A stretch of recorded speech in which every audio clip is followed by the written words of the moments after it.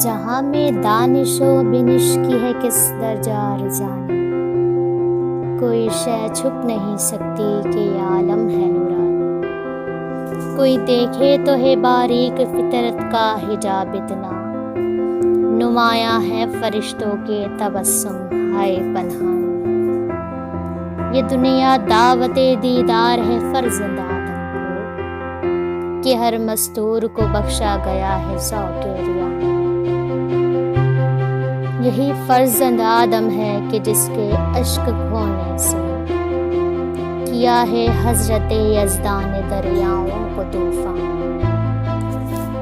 فلک کو کیا خبر یہ خاکداں کس کا نشیمن ہے، عرض انجم سے ہے کس کے شبستان کی مدھبان۔ اگر مقصود کل میں ہوں تو مجھ سے ماورا کیا ہے، میرے ہنگامہ ہائے